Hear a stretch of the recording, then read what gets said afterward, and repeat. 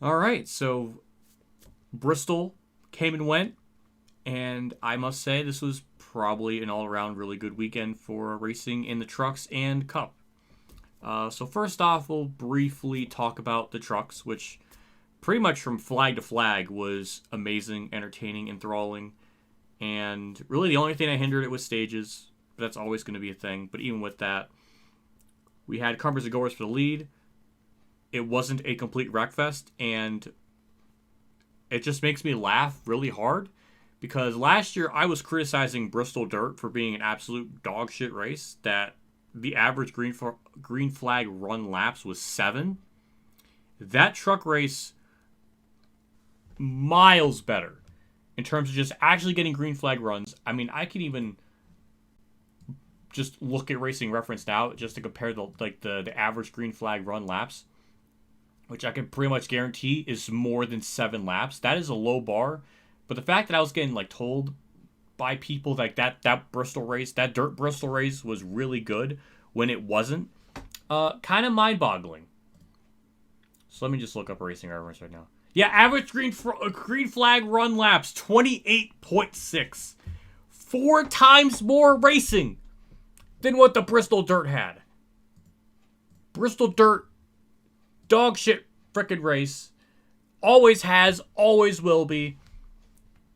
In the trucks, it was a good race. It was fun. At one point, there was a 3-car battle for the lead. I mean, granted, we had a yellow that kind of messed it up, and that kind of made it not as interesting. And probably could have made that race into a 9 out of 10 range, but yeah, it's not bad.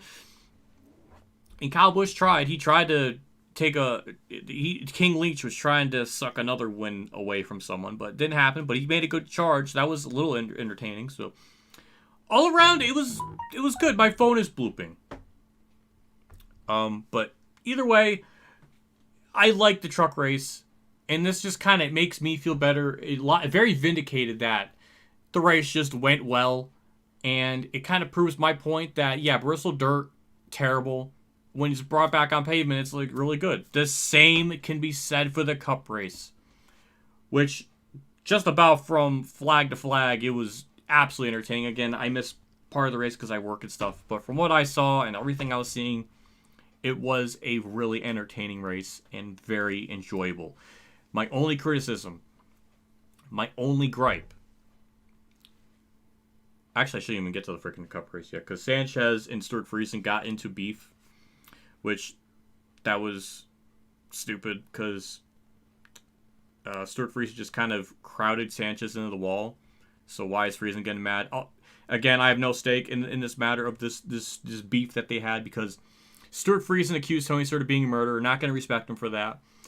Nick Sanchez, it just has a very punchable face, and also he's the same person that just absolutely ran through Haley Deegan and literally did not care that he just ran her over. So kind of a shitty person. So I don't have any favor in the matter. Both are just kind of shitty people. So that was kind of funny just to watch, and that's really about it. Also, it's funny that lately Nick Sanchez is getting beat up by older people, so that's kind of funny. Cup race, I thoroughly enjoyed. The only problem I have with it, the only criticism, tire wear was a bit extreme. There needs to be that fine balance of a competitive race with tire wear, but this was just way too extreme of tire fall off. People are comparing it to the 2008 Brickyard race, which I don't think it's on that level. It's the only closest race I can think of where the wear is that extreme. But yeah, if we could just dial it back 30, 40%, you have an amazing race. And this is what happens when you bring a car with tire fall off. You have an entertaining race. I will agree. I will make my point that that's a bit too extreme. There needs to be a little bit more give to the point where tires aren't just literally falling apart 40 laps in. So I think the fuel run's supposed to last a little over 100 laps or somewhere around there. So they're definitely blowing out almost halfway into the run. So if we could just get that tire wear 40, 50% better, you got a great package with that. And again, it's funny because they didn't even use the traditional short track package. They used, I guess, the intermediate. So intermediate works at Bristol. So good to know. Also good to know too that the stands were relatively filled.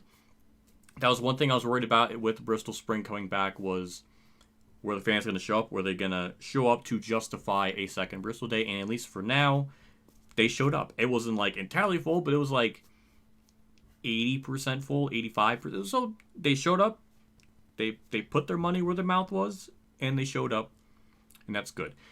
Absolutely, if we're going to compare, so much better than Bristol Dirt in so many metrics that, yeah, it was just very entertaining. And I will say, watching Denny Hamlin and Martin Truex just cut through lap traffic at the end was made me feel something. And I don't even like Hamlin that much, but I almost want to give props to Hamlin because he ran a smart race. So did Truex. Also very fitting that the two veterans of the field were able to manage their tires the best. Almost like as if Truex, my boy, and Hamlin are like talented drivers and like skilled.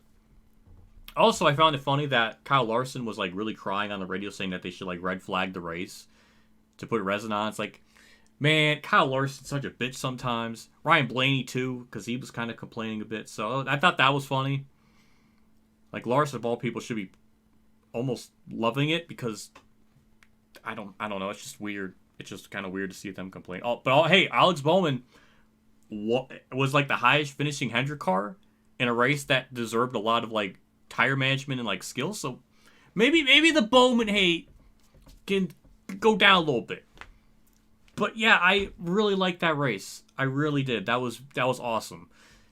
I'm not gonna sit here and say that was like a 10 out of 10. I think Jet or MDK said it was like a 10 out of 10. Now for me, my standard of a 10 out of 10 is like a perfect race, no complaints. But there was complaints in this race. There was like a valid criticism. So I feel like it kind of doesn't make sense to make it a 10 out of 10 because 10 out of 10 to me is like perfect. But then he also says that the problem. So how is it a 10? I just rate things a lot differently. I put 10 out of 10s in like God tier statuses and make them for a very special occasion. This was like a rock solid 8 out of 10. This could have been 9 had the finish maybe just been a little bit better, but 8.5, that's where I'm going to place it at.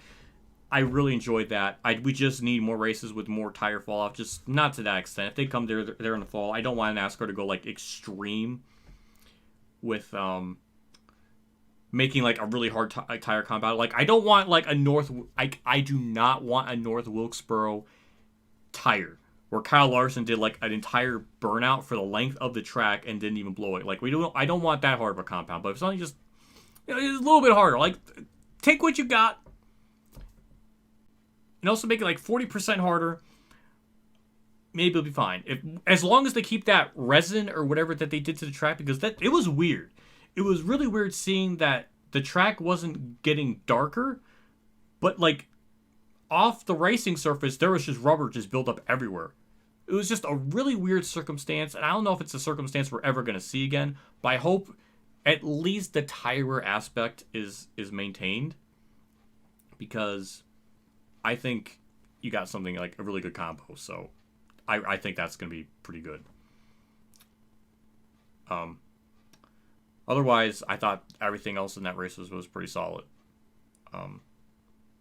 I guess that's kind of my thoughts. It's kind of short, but overall, I really enjoyed it.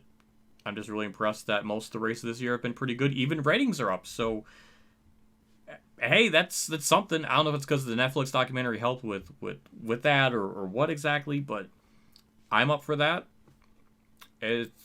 Now we just need to fix the whole point format, which that's a whole other tangent for another day. So, yeah. So, I think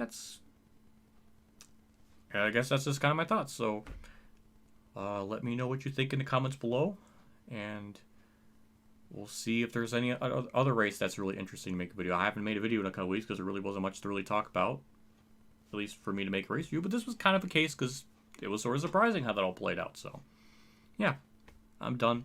See ya.